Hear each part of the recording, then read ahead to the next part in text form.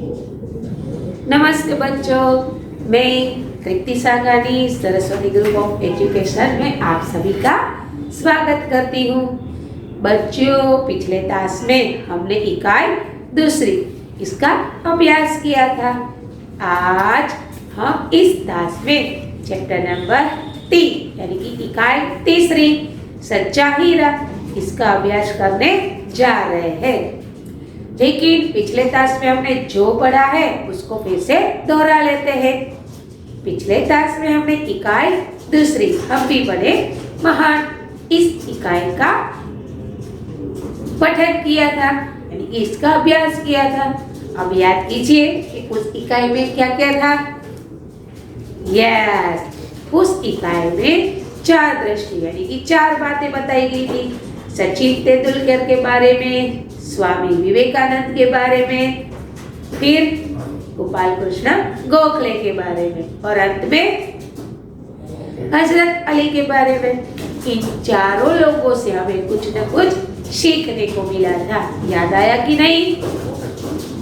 Yes, पहले हमने देखा था कि स्वामी विवेकानंद जब छोटे थे तब उसके साथ एक हादसा हुआ, यानी कि उसने मूर्ति खरीदी थी, वह इसी वजह से वो टूट गई। फिर भी उसने उस लड़के को बचाया क्योंकि उसका मानना था कि किसी वस्तु से ज्यादा इम्पोर्टेंट किसी व्यक्ति का है, यानी कि किसी व्यक्ति का जीवन किसी निर्जीव वस्तु से बहुत मूल्यवान है। इससे हमें यह सीख मिलती है कि हमें भी निर्जीव वस्तु के प्रति इतना मोह नहीं रखना चाहिए और सजीव के प्रति हमें कर्तव्य दर्शाना चाहिए। फिर हमने देखा था सचिन तेंदुलकर के बारे में, जिसके पिता का नाम था रमेश। जब वो अंडर 14 खेल रहे थे तभी सभी लोग कुछ न कुछ कार्य करने में व्यस्त थे, यानी कि अगर वक्त मिलता तो कुछ गप्पे लगाते, कुछ खाना खाते, नाश्ता करते। लेकिन सचिन तेंदुलकर क्या कर रहे थे? वह ज्यादा से ज्यादा प्रैक्टिस कर रहे थे। वहां पर उन्होंने बताया था कि मैं मैच 3 बार खेलता हूँ, एक प्रैक्टिस के रूप में, एक सच में और एक अवलोकन के लिए, यानी कि समीक्षा के लिए। जब मैं खेल चुका हूँ बाद में वो तीसरी बार खेलते हैं कि मैंने क्या गलती की है। और वहां पर उन्हें बताया था कि सफलता के एक ही रहस्य है, कड़क कड़ी मेहनत, लगाओ, परिश्रम। ठीक है। फिर बात आई गोपाल कृष्ण गोखले के बारे में।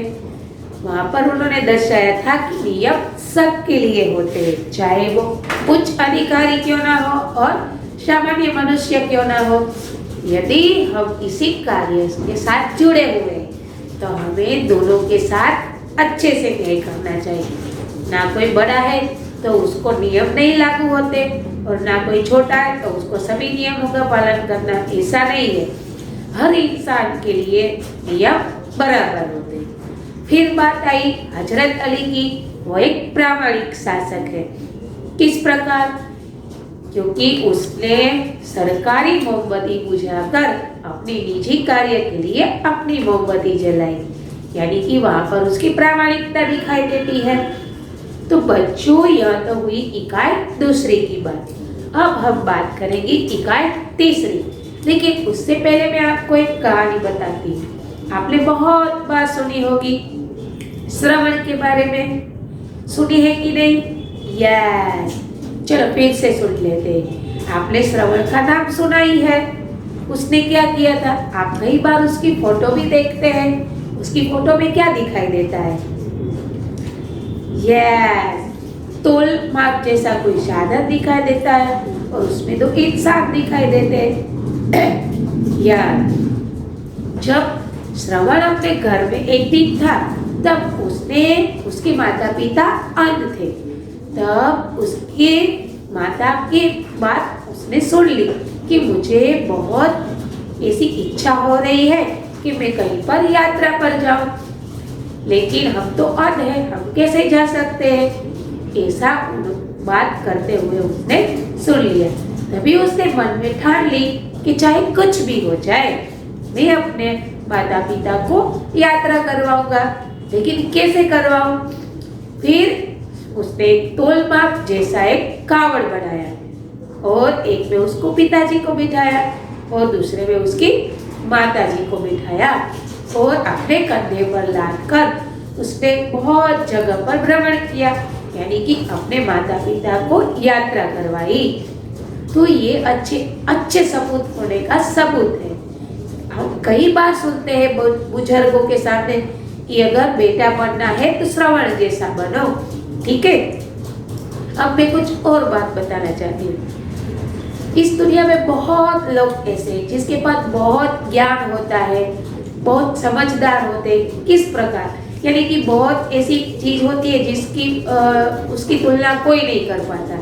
ऐसी कुछ विशेष बात भी कुछ लोगों में होती है, लेकिन वही बात वो कभी व्यवहार में नहीं लाते हैं। समझ में आता है? जैसे कि आप छोटे हैं, आपको चाय बनाना अच्छे से आता है, लेकिन यदि आपकी माता बीमार पड़ती है तो आप चाय नहीं बनाते, तो उसका कोई मोल नहीं होता है। यदि आपको वो बात आती है तो आपको व्यवहार में लानी चाहिए। ठीक है कि नहीं? तो इंसान, बहुत से ऐसे लोग होते हैं इस दुनिया में इंसान कि उसको आता तो बहुत कुछ है, लेकिन वो व्यवहार में कभी नहीं लाते। और यदि वो व्यवहार में नहीं लाते तो उसका कोई मूल्य नहीं रहता है। ठीक है, कुछ लोग ऐसे होते हैं, घमंडी भी होते हैं। उसके पास जो कोई ज्ञान है उसको घमंड होता है, लेकिन वो घमंड किस काम का?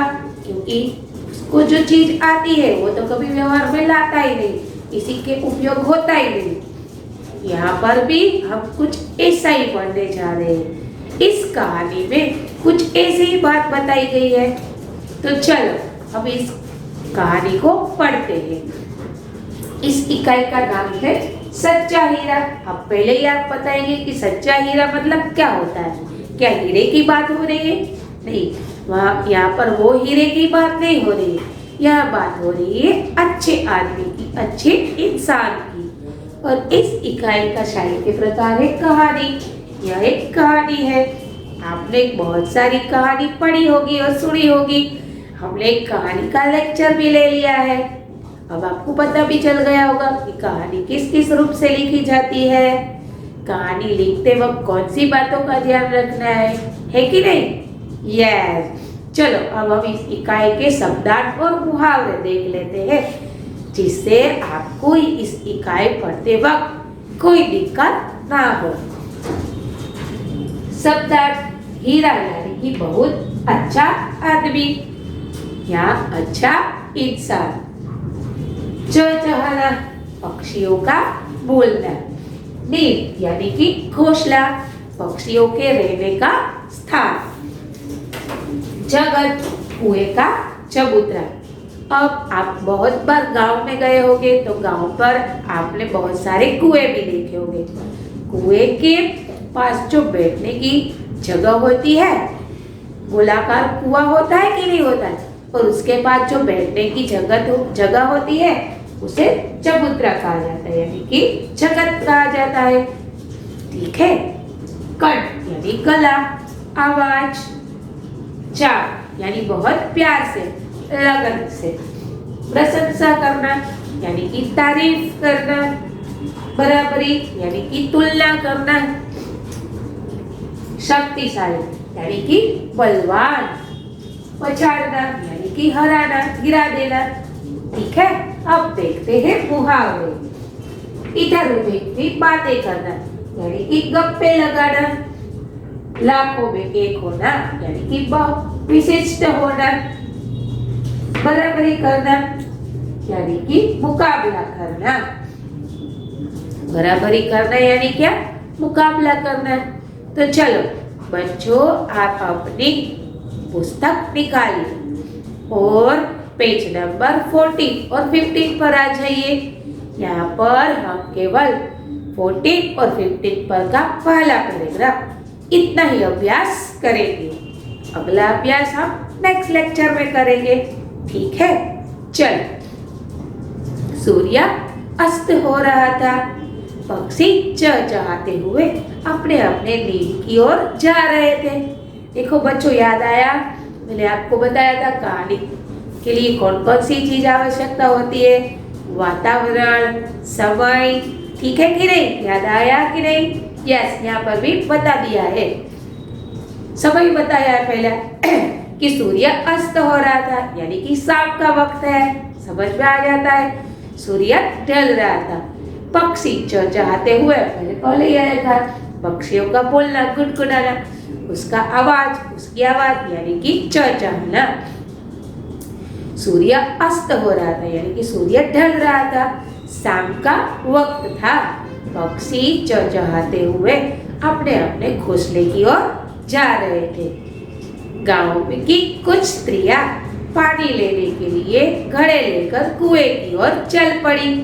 देखो, स्थान भी आ गया, गांव, समझ में आया? गांव की बात है कि गांव के स्त्रियां क्या कर रही थी, तो अपने अपने घड़े लेकर वो कुएं पर जा रही थी, क्योंकि पानी लाना था। पानी भरकर कुछ स्त्रियां तो अपने घरों को लौट गई, परंतु उनमें से 4 कुएं की पक्की जगह पर बैठकर आपस में इधर उधर की बातें करने लगी। बातचीत करते करते बात बेटों पर आ पहुंची। देखो, शाम का वक्त है, सूर्य अस्त हो रहा है, पक्षी अपने घर की ओर चल पड़े हैं। उसी वक्त गांव की स्त्रियां क्या करती है, घड़े लेकर कुएं पर पानी भरने जाती है। उसमें से तो कुछ स्त्रियां पानी भरकर क्या करती है, तो घर वापस लौट जाती है, लेकिन कुछ स्त्रियां क्या करती है, 4 स्त्रियां कुएं की जगह यानी कि बैठने का जो स्थान है वहां पर इधर उधर की बातें कर रही है, यानी कि गप्पे लड़ा रही है। क्या कर रही है, गप्पे मार रही है। जब वो बात कर रही थी तो बातों बातों में सभी स्त्रियां अपने अपने बेटों की बातें करने लगी। चलो देखते हैं। उनमें से एक की उम्र सबसे बड़ी लग रही थी। वो कहने लगी, भगवान सबको मेरे बेटे जैसा बेटा दे। मेरा बेटा लाखों में एक है, उसका कंठ बहुत मधुर है, वह बहुत अच्छा गाता है। उसके गीत को सुनकर कोयल और मैना भी चुप हो जाती है। लोग बड़े चाव से उसका गीत सुनते हैं। देखो, 4 स्त्रियां इकट्ठी हुई थी, इसमें से एक की उम्र बड़ी लग रही थी। वो क्या बोल रही है कि मेरा बेटा जैसा तो भगवान सबको बेटा दे, मेरा बेटा लाखों में एक है, यानी कि विशिष्ट है।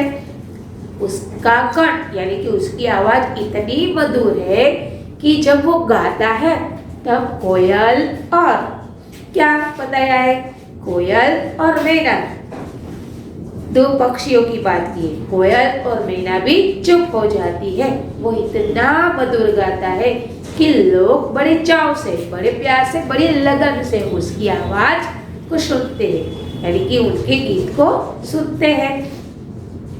देखो, हर माँ की यह आदत होती है कि वो अपने बच्चे की तारीफ करे, फिर चाहे वो बेटा हो या बेटी, वो कोई फर्क नहीं पड़ता।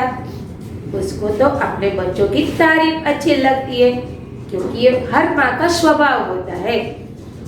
तो 4 स्त्रियां जब बातें कर रही थी, बातें बेटों पर आ गई, तब एक औरत बताती है, पहली स्त्री बताती है कि मेरे बेटे की आवाज इतनी मधुर है कि जब वो गाता है तब कोयल और मैना चुप हो जाती है, क्योंकि वो इतना मधुर गाता है। मेरे जैसा बेटा सबको दे। उसका गीत लोग बड़े चाव से सुनते हैं, बड़ी लगन से सुनते हैं। अब आगे देखते हैं। उसकी बात सुनकर दूसरी स्त्री का मन हुआ कि वह भी अपने बेटे के बारे में कुछ प्रशंसा करे। उसने पहली स्त्री से कहा, मेरे बेटे की बराबरी कोई नहीं कर सकता। वह बहुत ही शक्तिशाली और बहादुर है। वह बड़े बड़े बहादुरों को भी पछाड़ देता है। वह आधुनिक युग का भीम है। देखो, पहली की बात सुनकर भला दूसरी क्यों चुप रहती? मैंने अभी बताया कि प्रत्येक माँ का यह स्वभाव होता है कि वो अपने बच्चों की तारीफ करे। पॉली की बात सुनकर दूसरी स्त्री तुरंत बोल उठती है कि मेरा बेटा बहुत शक्तिशाली, बहुत बलवान है, उसकी बराबरी कोई नहीं कर सकता, यानी कि उसकी तुलना कोई नहीं कर सकता, मुकाबला कोई नहीं कर सकता। वो आधुनिक युग का भीम है, यानी कि वो इतना बहादुर और शक्तिशाली है। देखो बच्चों, प्रत्येक इंसान कुछ न कुछ विशिष्ट बातें लेकर आता है इस पृथ्वी पर। मैंने सबसे पहले बता दिया था कि हर इंसान के पास किसी न किसी चीज की काबिलियत होती है। कोई कुछ और कर सकता है तो कोई कुछ और कर सकता है। किसी का गला अच्छा होता है, कोई शक्तिशाली होता है, कोई कुछ पढ़ाई लिखाई में अव्वल होता है, कुछ ड्राइंग करने में अव्वल होता है कि नहीं। यहाँ पर ये सभी स्त्रियां अपने अपने बेटों की तारीफ करने में लगी हुई है, क्योंकि पॉली बताती है कि उसकी आवाज मधुर है, तब दूसरी बताती है कि मेरे बेटा आधुनिक युग का भीम है, बहुत शक्तिशाली है। देखो उसका गीत अच्छा है, इसमें बल ज्यादा है। तो मैंने पहले ही बताया कि हर इंसान कुछ न कुछ काबिलियत लेकर ही इस पृथ्वी पर आता है। चलो अब आगे देखते हैं। यह सब सुनकर तीसरी औरत भला कैसे चुप रहती। वह बोल उठी, मेरा बेटा तो साक्षात बृहस्पति का अवतार है। वह जो कुछ पढ़ता है उसे एकदम से याद कर लेता है। ऐसा लगता है मानो उसके कंठ में सरस्वती का निवास हो। अब 15 नंबर के पेज पर आते हैं। चलो, तीनों औरतों की बातें सुनकर चौथी स्त्री चुपचाप बैठी रही। उसने अपने बेटे के बारे में कुछ न कहा। अब थोड़ी देर के लिए आप सोचिए कि इस तीनों स्त्रियों की बात सबने सुन ली, लेकिन चौथी स्त्री क्यों चुप रही होगी? सोचिए तो। यस, या तो हो सकता है कि वो अपने बेटे की तारीफ नहीं करना चाहती, या तो यह हो सकता है कि उसका बेटा किसी बात में अव्वल नहीं है, या तो यह हो सकता है कि वो अपने बेटों की ऐसे ही तारीफ दूसरों को नहीं सुनाना चाहती होगी, है कि नहीं? आपको सोचना है। हम यहाँ तक ही अभ्यास करेंगे। मैंने बताया था कि पेज नंबर 15 पढ़ेंगे, लेकिन उसकी एक ही लाइन पढ़ाई है मैंने। आपको सोचने के लिए विवश किया है कि आप सोचिए कि क्या हो सकता है, क्यों उसने अपने बेटे के बारे में कुछ नहीं बताया। यार चलो, तीसरी स्त्री कहती है कि मेरा बेटा साक्षात बृहस्पति का अवतार है। वो जो कुछ भी पढ़ता है उसे सब कुछ याद कर लेता है। वो पढ़ाई लिखाई में अव्वल है, उस पर सरस्वती का निवास है, उसके कंठ में सरस्वती का निवास है। तो बच्चों, यहाँ पर हम अपनी इकाई का प्रथम पाठ पूरा करते हैं। अगले तास में हम और आगे बढ़ेंगे, ठीक है। यहाँ पर ये स्त्री कहना चाहती है कि मेरे बेटा पढ़ने में बहुत तेज है। उसको सभी श्लोक याद रह जाते हैं, जैसे मानो कि उसके कंठ पर सरस्वती का निवास हो, यानी कि साक्षात विद्या की देवी विद्यमान है, ठीक है। फटाफट से रिकैप कर लेते हैं। इस इकाई का साहित्य प्रकार कौन सा है? कहानी। स्त्रियां कहाँ पर इकट्ठी हुई थी? तो स्त्रियां कुएं पर इकट्ठी हुई थी। स्त्रियां कब कुएं पर गई थी? तो जब सूर्य अस्त हो रहा था और पक्षी अपने घोंसले की ओर बढ़ रहे थे, यानी कि शाम के वक्त स्त्रियां कुएं पर गई थी। स्त्रियां कुएं पर क्यों गई थी? स्त्रियां कुएं पर पानी भरने के लिए गई थी। कुएं पर बैठकर सभी स्त्रियां क्या कर रही थी? कुएं पर बैठकर सभी स्त्रियां इधर उधर की बातें कर रही थी। बातें करते करते सभी लोग कौन सी बातों पर आ गए? बातें करते करते सभी लोग अपने बेटों की बात पर आ गए। पहली स्त्री ने अपने बेटे के बारे में क्या कहा? पहली स्त्री ने अपने बेटे के बारे में कहा कि मेरे बेटे की आवाज बहुत मधुर है। जब वो गाता है तो कोयल और मैना चुप हो जाती है और लोग बड़े चाव से उसकी आवाज सुनते हैं।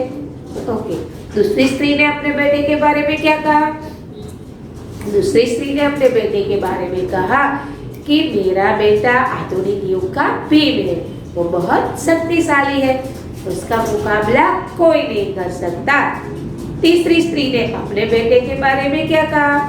तीसरी स्त्री ने अपने बेटे के बारे में कहा कि वो तो साक्षात बृहस्पति का अवतार है, मानो उसके कंठ पर सरस्वती का निवास है। तो बच्चों, यहाँ पर अपनी इकाई खत्म होती है। आप इसका स्क्रीनशॉट ले लीजिए, जिससे आपको वर्कशीट लिखने में तकलीफ नहीं होगी। नेक्स्ट लेक्चर में हम इस इकाई को आगे बढ़ाएंगे। तब तक के लिए अलविदा, धन्यवाद।